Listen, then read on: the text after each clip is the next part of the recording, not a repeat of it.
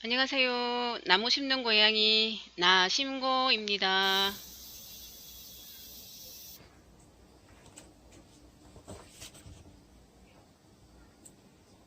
제가 대물을 좀 바꿔봤는데요. 괜찮은가요?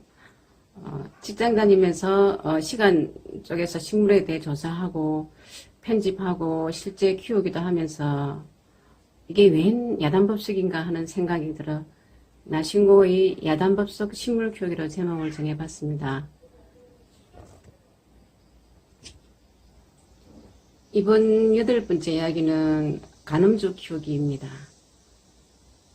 가늠죽은 나사가 정한 공기정화가 탁월한 식물 잉이고 야자류인데 키가 1m에서 한 2m 정도 자라는 야자류치고는 키가 작은 편이죠. 가늠죽을 다른 말로 레이피스 또는 레이디팜이라고 부르는데 레이피스는 그리스어로 바늘이란 뜻입니다. 원산지는 중국 남부이고 1600년경부터 이제 관상용으로 품종을 선택해서 키웠는데 현재는 인위적으로 재배한 품종만 남아있다고 하네요. 다른 야조류에 비해 추익이 강한 동양적인 식물입니다. 가늠죽이라는 이름의 유래는 일본의 가늠산에서 자생한다고 해서 붙여진 이름이라고 하네요.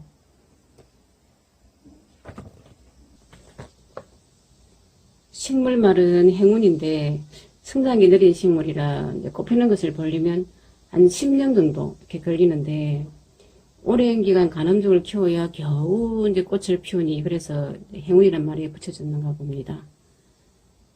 꽃은 보통 한 10년 이상 된 가지에서 6월경 꽃을 피우는데 노란색이나 분홍색의 꽃을 피웁니다.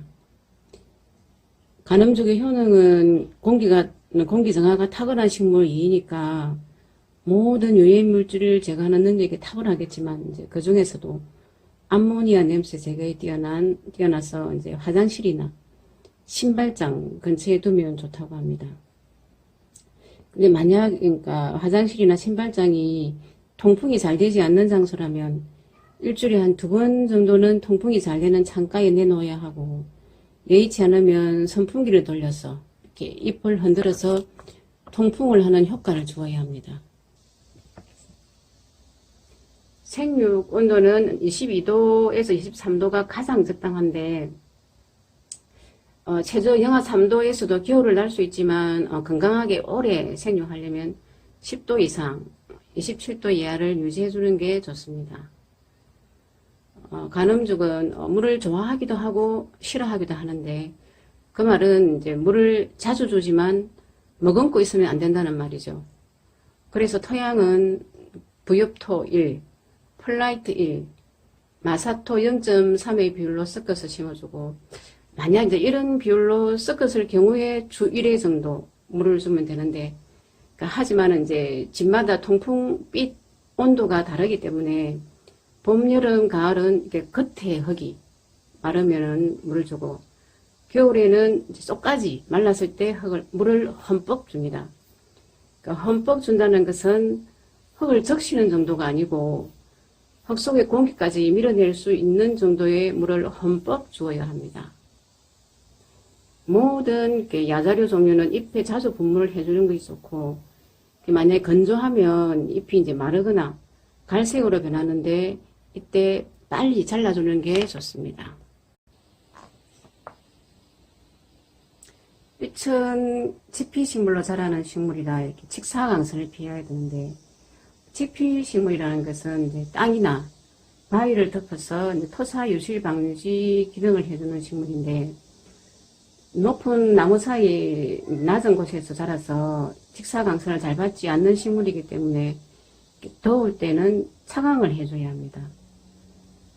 비료는 유기질 비료와 무기질 비료를 번갈아 가면서 해주면 이렇게 좋은데 여기서 이제 유기질 비료라는 것은 이제 우리가 잘 알고 있는 요소, 퇴비, 녹비 같은 자연 비료이고 무기질은 화학 비료를 말하는 것입니다. 봄, 가을에는 2달에 한 번, 여름은 1달에 한 번 비료를 주고 겨울에는 나무들도 잘 자라지 않고 휴식을 하기 때문에 비료를 가급적 주지 않는 게 좋습니다. 간음죽의 수액이 피부의 점막을 자극할 수 있다고 하는데 저는 아직 그런 적이 한 번도 없어서 잘 모르겠네요. 번식 방법은 파종과 씨 뿌리기죠. 포기 나누기가 있는데 씨 파종은 여러 절차를 거치고 오래 걸려 하기 어려워서 주로 포기 나누기를 하는데 이제 뿌리에서 어린 포기가 나오고 어린 포기가 나오는 것 한번 볼까요? 예, 여기 있습니다. 어린 포기. 어린 포기가 나오고 4개에서 5개 정도 잎이 생기면 분주를 해주는데 가급적 장마철 습도가 높을 때 하는 게 좋습니다. 여기서 팁 한 가지 드릴게요. 식물을 사러 갔을 때 어린 포기가 여러 개 나와 있는 식물을 사면 한 개 사지만 여러 개 사는 결과가 있어 일석이조 내지는 일석삼조가 될 수도 있답니다. 자, 여기 어린 포기가 보이죠? 예, 이쪽에도 있고 이쪽에도 있고 그다음에 또 어린 포기를 한번 볼까요? 이것은 대나무 야자인데 대나무 야자에 지금 어린 포기가 나오는 게 보입니다. 여기도 있죠. 네.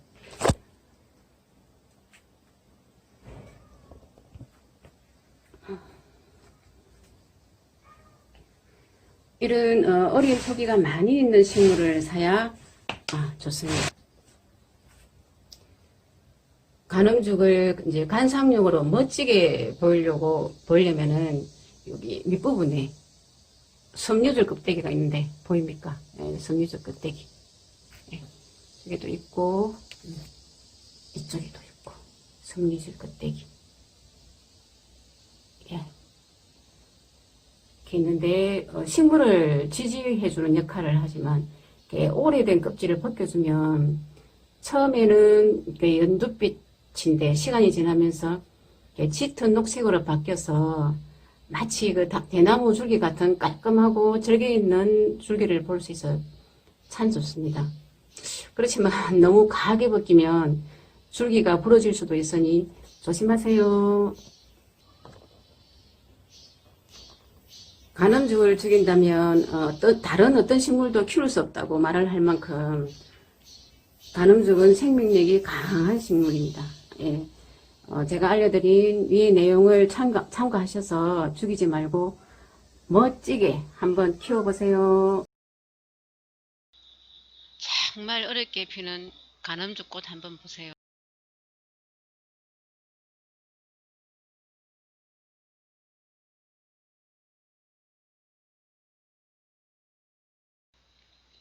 지금까지 간음죽을 관리하는 방법을 알아봤고요.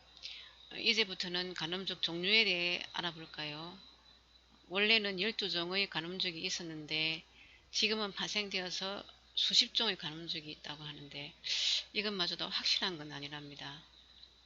어떤 간음죽은 부르는 게 값이라고 할 정도로 이제 고가의 간음죽도 있고 크기가 화분에 키우기 쉽게 작고 생존력이 강하면서 번식이 잘 되어서 아주 경제적인 품종이라고 할 수 있죠.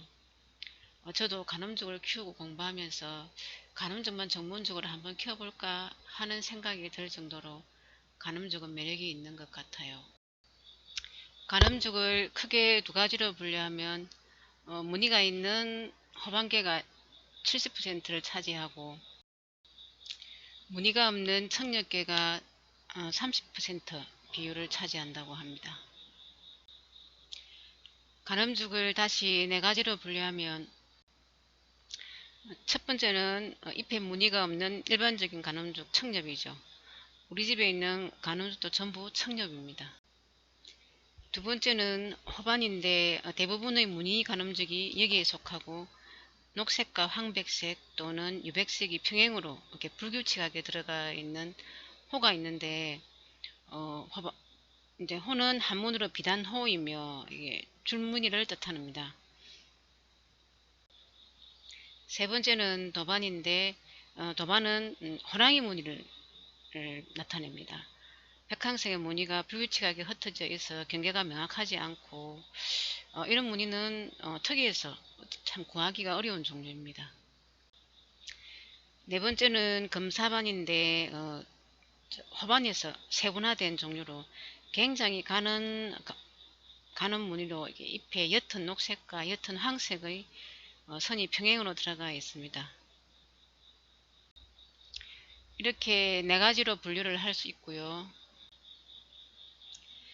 청엽 중 많이 재배하고 있는 8가지가 있는데 소달마, 달마, 소판, 태평전, 평화전, 마늘, 천산, 재래종 이렇게 8가지가 있습니다.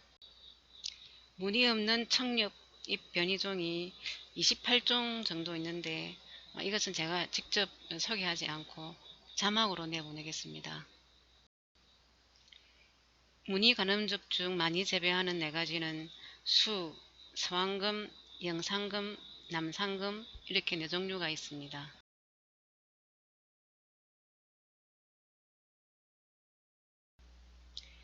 무늬 가늠죽 변이종도 있는데 43종 정도가 있는데 그 중에서 호가늠죽이라고 보통 무늬 가늠죽이 여기 속하고 재래종에서 변이한 것으로 역사도 가장 길고 일반적으로 널리 재배하고 있는 종입니다.